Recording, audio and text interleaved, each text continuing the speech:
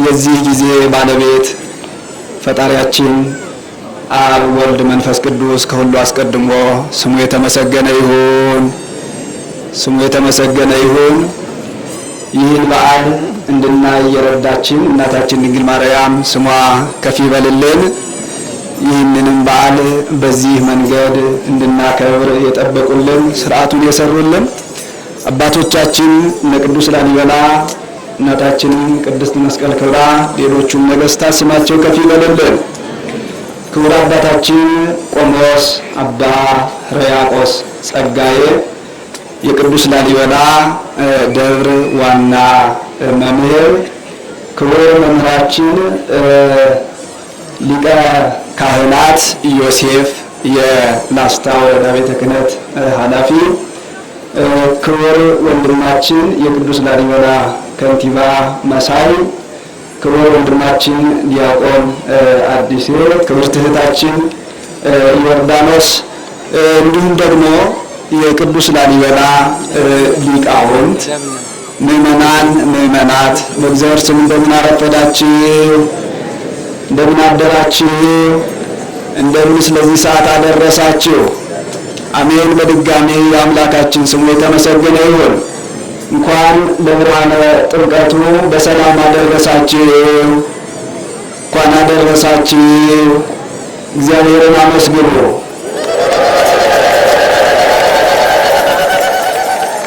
አንድ ሰዓትም ቀላል አይደለም።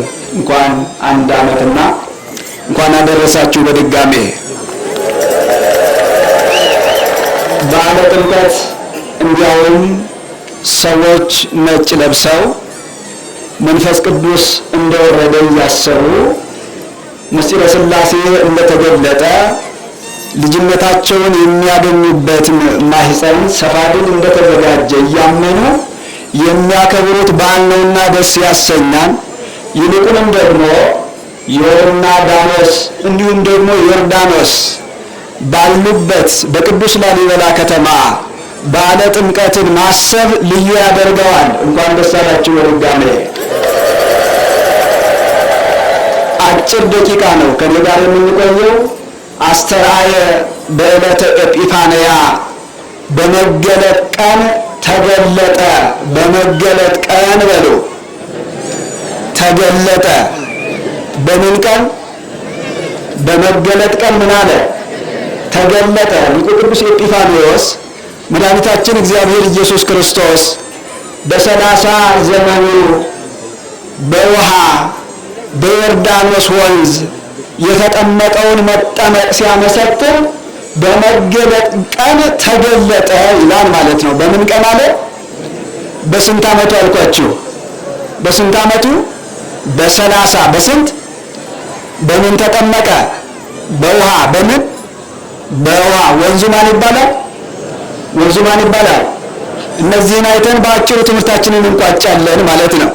የመገለጥ ቀን ማለት ከዚህ አስቀድሞ መድኃኒታችን እግዚአብሔር ኢየሱስ ክርስቶስ በዮርዳኖስ ከመጠመቁ አስቀድሞ የምስጢራት ሁሉ መጀመሪያ መግቢያ የሆነው ሃይማኖታችንን የሆነው አንድነት ሶስትነት የሚገለጥበት ምስጢረ ሥላሴ በምሳሌ የተነገረ ቢሆንም እንኳ በግልጥ ግን አልታየም ነበር።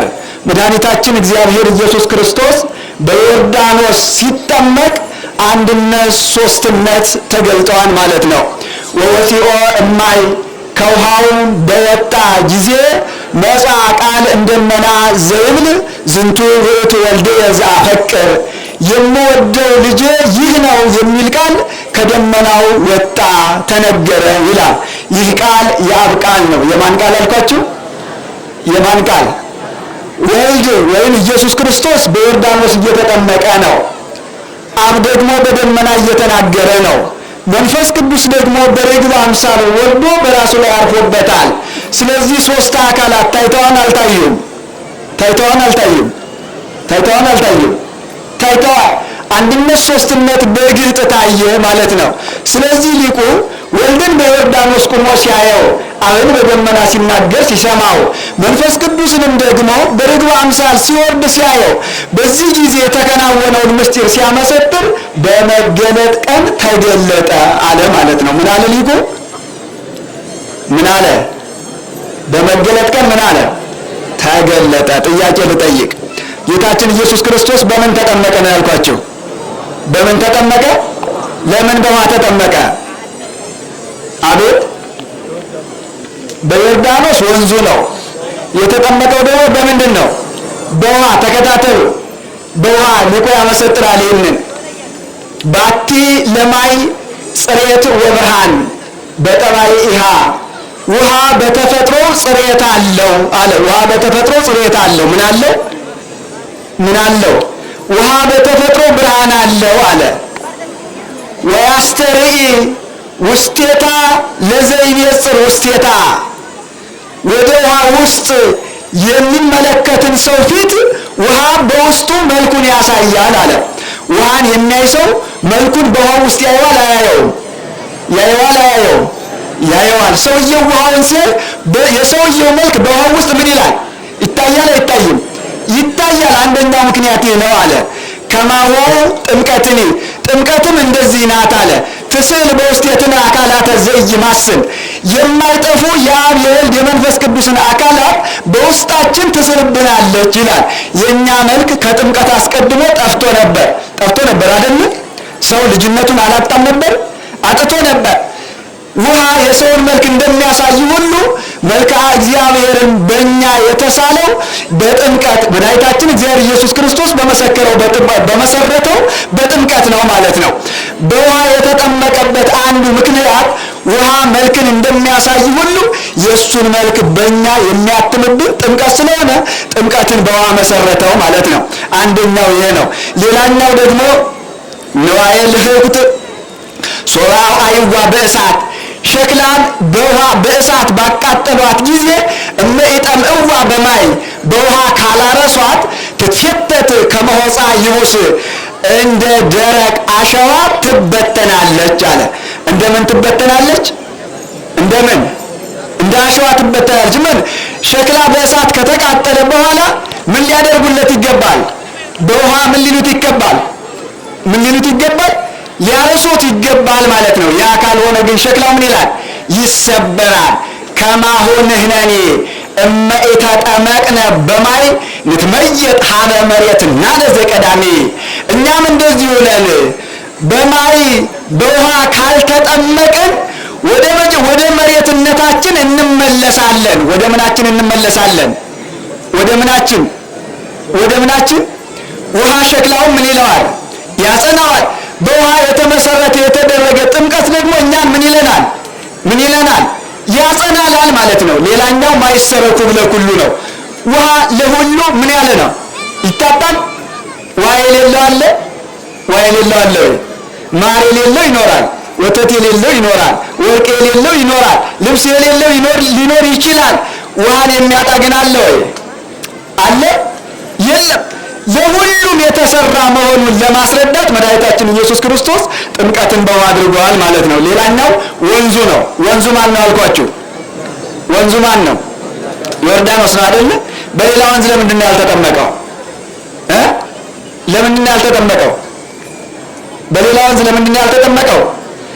እሺ ሐሳብ ልንገራችሁ። ከብዙ ምሳሌዎች መካከል የተወሰኑትን ማለት ነው። አንደኛ ዮርዳኖስ ምንጩ አንድ ነው። ምንጩ ስንት ነው አልኳችሁ? ምንጩ ስንት ነው? አንድ ነው። ዮርና ዳኖስ በሚል ደግሞ ይከፈላል፣ ወረድ ሲል ማለት ነው። ዮር በብሔረ አሕዛብ በኩል ያለ ነው። ዳኖስ ደግሞ በብሔረ ሕዝብ በኩል ያለ ነው። መገናኛው ላይ ደግሞ የሁለቱ ጥምር ዮርዳኖስ ይሆናል ማለት ነው። መድኃኒታችን እግዚአብሔር ኢየሱስ ክርስቶስ የተጠመቀው በአንድ ነጥ መንጭቶ በሁለት ተከፍሎ የተገናኘው ዮርዳኖስ ላይ ነው የተጠመቀው። ምኑ ላይ ነው አልኳችሁ? ምኑ ላይ ነው? ዮርዳኖስ ከላይ አንድ ሲቀጥል ስንት ነው ብያችኋለሁ? ሁለት ሲገናኝ ደግሞ አንድ ይሆናል ማለት ነው። ጥምቀት ሕዝቡንና አሕዛቡን አንድ የምታደርግ መሆኗን ኃጥኡና ቅዱሱ አንድ የሚሆኑባት አንድ ዋጋ የምታሰጥ መሆኗን አንድ የምታደርግ መሆኗን ለማስረዳት ተለያይተው አንድ በሆነ ውሃ ላይ ተጠመቀ ማለት ነው። ሰምታችሁኛል? ሰምታችሁኛል ወይ? ከጥምቀት በኋላ ምንድነው ማለት ነው? አንድነት ማለት ነው። አንድነት። አንድ የሆነው ላይ የተጠመቀው ለዚህ ነው ማለት ነው። ሌላኛው ዮርዳኖስ ያህልፍ ማእከለ አዘቅተ ማይ ዘሀገረ ሎጥ ይላል። ዮርዳኖስ በሎጥ ሀገር ባለው ውሃ ላይ ይሄዳል አለ። በማን ሀገር ባለው ውሃ ላይ? በሎጥ በሉ። በማን? በሎጥ ሀገር ውሃ አለ። በዚያ ያ ማዩ ፄው ነው። በዚያ ላይ ዮርዳኖስ ይሄዳል። ወኢይደመር ማዩ በማያቲሃ፣ ነገር ግን ዮርዳኖስ በውሃው ላይ እየሄደ ከውሃው ጋር አይቀላቀልም ይላል። እየሰማችሁ ነው ምዕመናን? እየሰማችሁ ነው? ከቃሉ ጋር ናችሁ? ከቃሉ ጋር ናችሁ? እግዚአብሔር ከኛ ጋር ይሁን። ዮርዳኖስ በውሃው ላይ ይሄዳል አልኳችሁ። በምኑ ይሄዳል? በምኑ ይሄዳል? በሎጥ ሀገር ባለው ውሃ ላይ ይሄዳል። ነገር ግን ውሃው ዮርዳኖስ ከሎጥ ሀገር ውሃ ጋር አይቀላቀልም። ከምኑ ጋር አይቀላቀልም? ከምኑ ጋር አይቀላቀልም? ከውሃው ጋር አይቀላቀልም። በውሃ ላይ እየሄደ ከውሃው ጋር በማይቀላቀል በዮርዳኖስ የተጠመቀበት ምክንያቱ በዮርዳኖስ ላይ በተመሰረተች በጥምቀት የተጠመቀ ሰው በዓለም ሲኖር ኃጢአት ከሰሩ ሰዎች ጋር አንድ እንዳይሆን ሲናገር ነው፣ ሲያሳይ ነው ማለት ነው። አባቶቻችን ይህንን ነው የሚያስረዱት። ማየሎጥ ወይም የሎጥ ሀገር ውሃ ማለት ዓለም ነው። ምንድነው አልኳችሁ? ምንድነው አልኳችሁ? ዓለም እስኪ በሉ። ምንድነው አልኳችሁ? ዓለም በሉ። ኃጢአት በሉ። ምንድነው? ጭፈራ። ምንድነው? ሐሜት፣ መተማማት፣ አንድ አለመሆን፣ አለመስማማት፣ ያ ባህረ ፄው ማለት ነው። ባህረ ፄው ሰው ከተጠመቀ በኋላ ጥምቀትን ካገኘ በኋላ በዓለም ሲኖር በዓለም ካለው ኃጢአት በላይ ነው ማለት ነው። ከዓለሙ በላይ ነው ማለት ነው። ወይም ደግሞ ከዓለሙ በላይ ሆኖ ሲል በሎጥ ሀገር ላይ ባለው ውሃ ከዚያ በላይ በሚሄድ በዮርዳኖስ ተጠመቀ ማለት ነው። አሁን እኛ ዛሬ ጥምቀትን እናከብራለን። እያከበርን ነው አይደለም? እያከበርን ነው። እስኪ እግዚአብሔርን አመስግኑ። እሺ እንግዲህ ለጥምቀት ያልሆነ ቀሚስ ምን ይበል ነው? ምን ይበል? ዛሬ ያልተለበሰ የለም አይደለ? ያልተለበሰ የለም፣ ያልተጌጠ የለም። በእውነቱ ትላንት አባታችን ያስተላልፉ ነበር። ሀገራዊም ያልሆነ አለባበስ እናያለን አይደል እንዴ? ተጠምቃችኋል? አልተጠመቃችሁም? ያ ነው ጥያቄ። ተጠምቃችኋል? ዮርዳኖስ በውሃ ላይ ሲሄድ ከውሃ ጋር ይቀላቀላል? ይቀላቀላል ወይ? ይቀላቀላል? እናንተ በከተማ ስትሄዱ ጠጅ ቤት ትቀላቀላላችሁ? ጭፈራው አይስባችሁም? ይስባል አይስብም? ዛሬ ሎሚ ይወረወራል። የማጫ ቀን ጭምር ነው። ይህ አይሁን ነው። ጥምቀትን ስናስብ ጥምቀታችንን እንድናስብ ነው። አንድነታችንን እንድናስብ ነው። ከዚህ በኋላ ይህ ከአሕዛብ ወገን ነው አለ ማለት ነው። ይህ ከእገሌ ወገን ነው አለ ማለት ነው። ይህ እኔን አይመስልም አለ ማለት ነው። አንድ መሆን ነው። አንድ በሆነው ዮርዳኖስ መጠመቅ አንድ መሆን ነው። መስማማት ነው። ሰላም መሆን ነው። ወደ ኃጢአት አለመቀላቀል ነው። ወደ ጭፈራው አለመግባት ነው። በተለይ በእውነት ወጣቶች ባህልን ተገን አድርጎ መቼም ሀገሩ ኢትዮጵያ ነው። ባህል አለው። እናት አባት ልጅን ራቁቷን ስትሄድ ማየት አይፈልጉም። ወንዶችም እንደዚያው አይሹም።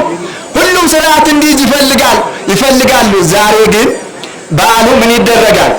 ምክንያት ይደረጋል አይደረግም? ይደረጋል አይደረግም? ወጣቶች ተናገሩ። ይደረጋል። የመዳኛውን ቀን የመጥፊያ ቀን አናድርገው። በእውነት ማለት ነው። የመዳኛውን ቀን እግዚአብሔርን የምናስብበትን ቀን ራሳችንን የምናጠፋበት ቀን አናድርገው። መድኃኒታችን እግዚአብሔር ኢየሱስ ክርስቶስ በዮርዳኖስ ተጠምቆ የነገረን ሰላምን ነው፣ አንድነትን ነው፣ በሃይማኖት መጽናትን ነው። ከዚህ በኋላ አንድ ሆኖ መቀጠልን ነው። ይህንን ልናስቀጥል ይገባል። ያ ካልሆነ ግን ስሙ ክርስቲያን ይሆናል፣ ግብሩ ደግሞ ምን ይሆናል ማለት ነው? ምን ይሆናል ማለት ነው? ምን ይሆናል? እንኳን አደረሳችሁ፣ እንኳን አደረሳችሁ።